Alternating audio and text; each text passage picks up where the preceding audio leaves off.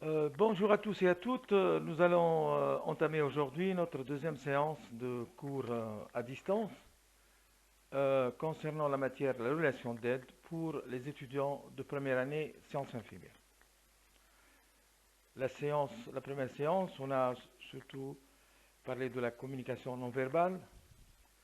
On a essayé d'évoquer les principales techniques de communication non verbale, mais aussi comment les utiliser d'une manière efficace dans notre communication et surtout dans notre relation d'aide. Donc aujourd'hui, on va toucher à l'autre dimension de la communication en général, qui est la communication verbale. Aussi, il y a des techniques à maîtriser pour que notre communication soit efficace. Donc notre plan, on a une définition. Bien sûr, on va évoquer les différentes techniques de communication verbale et on va finir en parlant de l'entretien et des différentes phases de l'entretien. Donc, comme vous le savez, la communication verbale, elle passe par le langage des mots et aussi des règles qui ordonnent leur combinaison. Bien sûr, que veut dire le mot, les règles qui ordonnent leur combinaison?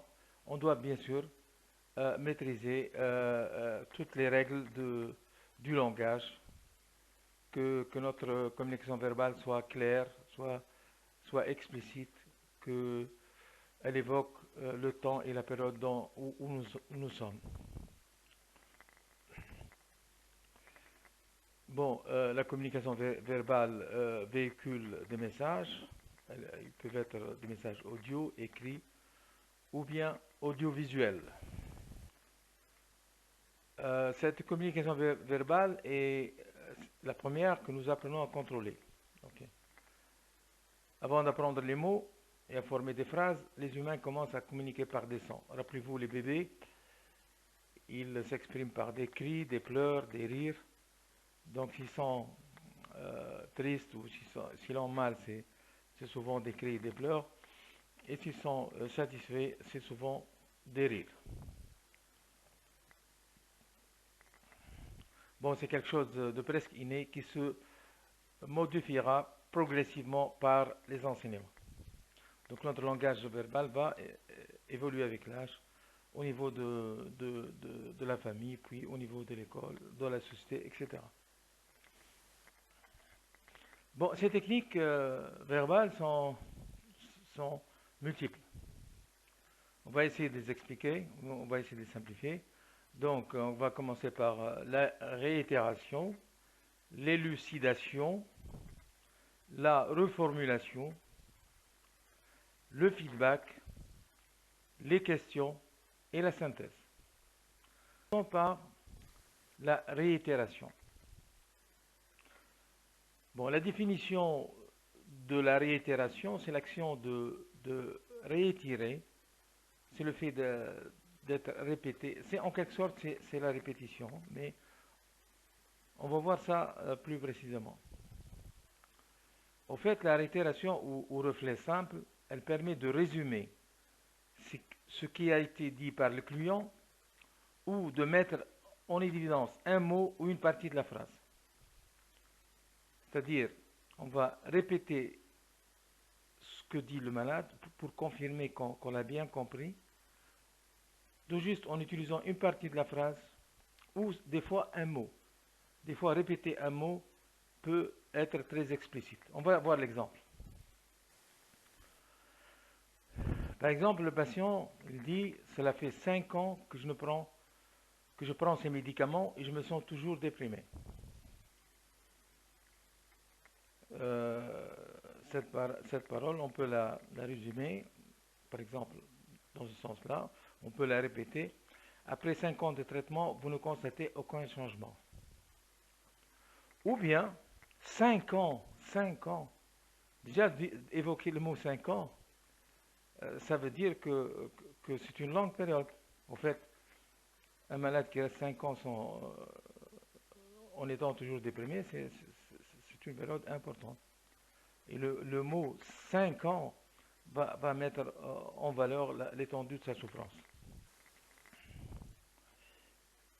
La reformulation, c'est le fait de reformuler, de fournir une nouvelle formulation, d'exprimer d'une autre façon. Bon, ces mots-là, au fait, moi je prends la partie la plus simple.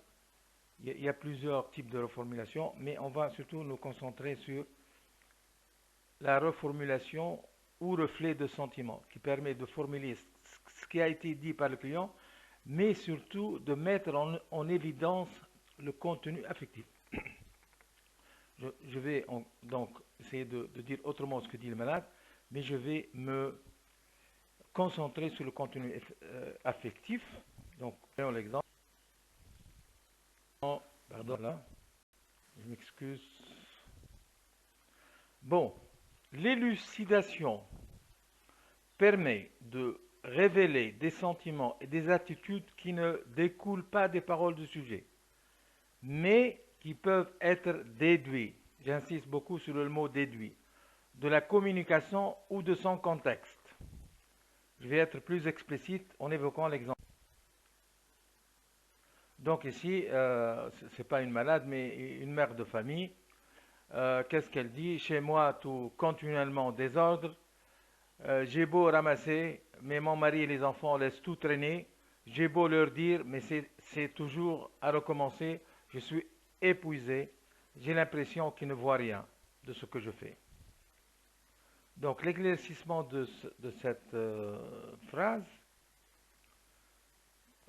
au fait, le sentiment qui n'est pas dit, mais que j'essaie de clarifier, ensemble, chez vous, vous êtes la seule à vous préoccuper de la propreté. Et cela vous choque. Bon, la dame, elle n'a pas dit qu'elle était choquée, mais à travers son langage, on comprend qu'elle est vraiment choquée. On passe maintenant à une autre technique de communication verbale, c'est les questions. Bon, elles servent pour comprendre le contenu du message et obtenir des informations objectives et véridiques. Les questions permettent de faire apporter une précision, d'obtenir de nouvelles informations, de faire répéter ce qui a été mal compris et d'inciter le client à continuer à s'exprimer. On a évoqué dans les premières séances, bon, qu'il faut ne pas user de questions, sauf si c'est nécessaire. Par exemple, je peux poser une question pour comprendre le contenu d'un message, pour apporter une précision. Aussi, pour répéter ce qui a été mal compris. Et des fois, une question permet d'inciter le client à continuer à s'exprimer, c'est-à-dire le pousser, l'encourager, le motiver à continuer à s'exprimer. Bon, nous avons différents types de questions. On a les questions fermées où la réponse est oui ou non, c'est précis et exact. Les questions ouvertes n'ont aucune orientation, donc le malade a la liberté de répondre. Les questions alternatives, c'est-à-dire on lui donne le choix entre deux situations, voilà, deux alternatives. Et enfin, on peut poser des questions à choix multiples où on donne plusieurs options au malade. OK.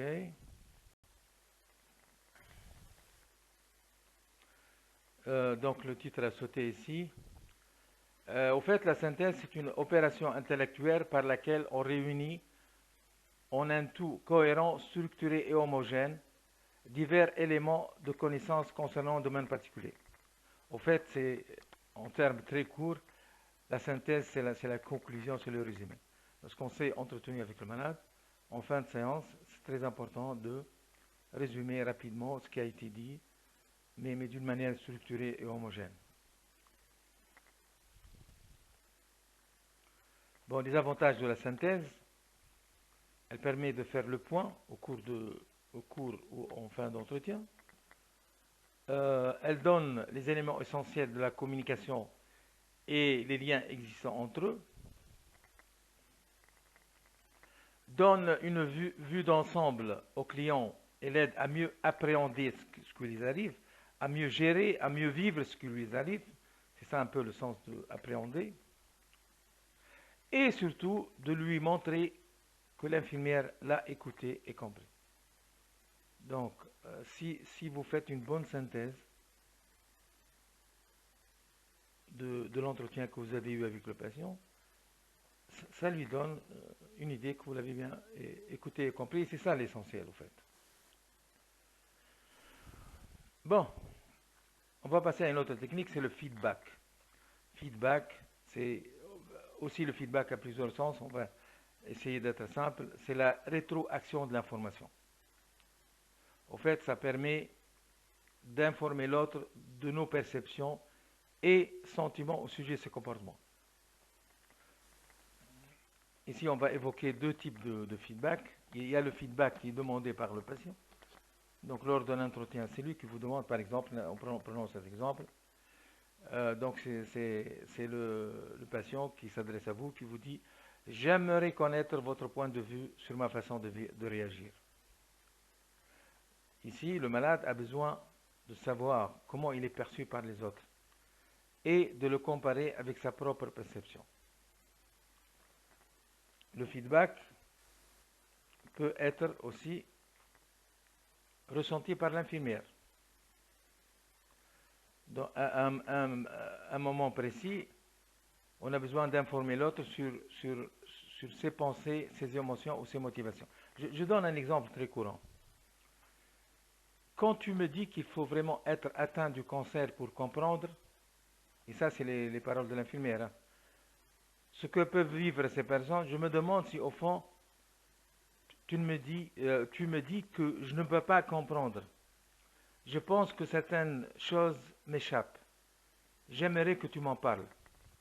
Ça, c'est la situation qu'on rencontre avec les malades du cancer parce qu'ils vivent une expérience très particulière et que souvent, si on n'a pas vécu cette situation, on aura du mal à comprendre le malade. Donc c'est important d'exprimer notre ressenti pour avoir l'explication du patient. Voilà, on arrive maintenant à la phase d'entretien. Déjà, si on a un peu maîtrisé les éléments de la communication verbale, la communication non verbale, si on a aussi des habilités préalables, on est, disons, outillé pour commencer un entretien. Ici, c'est important de comprendre que la relation d'aide, c'est une technique de soin. Comme on fait les autres techniques de soins classiques, où on doit apprendre les techniques, les précautions, les fautes à ne pas faire, au niveau de l'entretien aussi avec le patient, il faut aussi avoir des techniques et essayer de les maîtriser, bien sûr, avec l'expérience et le savoir. L'entretien. En fait, notre relation d'aide va s'entretenir à travers des entretiens.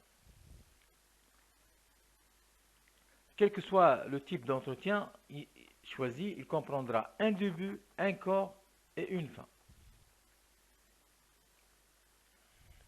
Donc ici, on a les trois phases de l'entretien. Début de l'entretien, donc c'est la prise de contact avec présentation, salutation et installation de l'aider et de l'aidant. Normal. Le but de la rencontre est précisé et accepté par le client. Le client doit savoir que certaines informations pourront ou seront inscrites dans le dossier. L'infirmière ou la soignante ou le soignant doit aussi clarifier son rôle. Quel est son rôle durant cet entretien? Maintenant, arrivons à l'essentiel, le corps de l'entretien. Bien sûr, durant le corps de l'entretien, l'infirmière doit maintenir le contact, encourager les échanges. Le but initial de ces échanges ne doit pas être perdu de vue. Bien sûr, on a décidé qu'on a un but, donc il y a un risque de dérapage. On sort, voilà. Donc, il faut toujours retourner au but de notre entretien. Et enfin, À la fin de l'entretien, l'infirmière informe le client que l'entretien est terminé.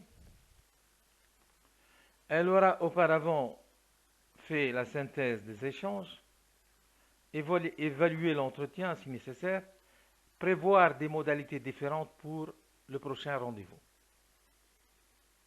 Donc, on peut avoir un entretien unique comme l'entretien peut se suivre par d'autres entretiens. Je parle comme ça, par exemple, des entretiens ayant pour but l'éducation thérapeutique du patient. Donc, on peut parler euh, des différentes phases du diabète, ou bien de comment le malade vit son diabète, ou comment il gère son diabète, etc. Ça peut être préparé par des phases planifiées. Bien sûr, pour que l'entretien soit efficace, il faut des conditions favorables à l'entretien.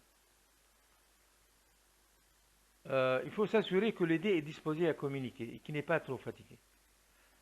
Si l'aidé n'est pas disposé, ça ne sert à rien. Des fois, pour une raison ou pour autre, on sait que le malade n'est pas en état de communiquer, ou bien s'il est trop fatigué, bien sûr, il ne va pas se concentrer sur notre entretien. Il est préférable d'arrêter ou de reporter un entretien plutôt que d'effectuer un entretien peu fructueux, fatigant et stressant pour le patient. On ne fait pas de l'entretien pour l'entretien.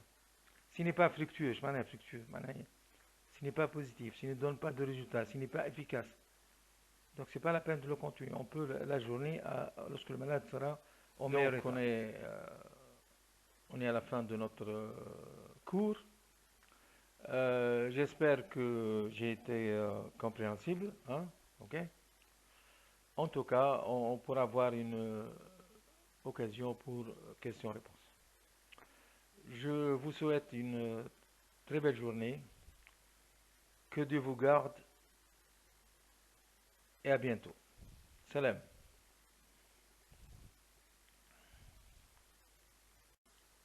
Voilà.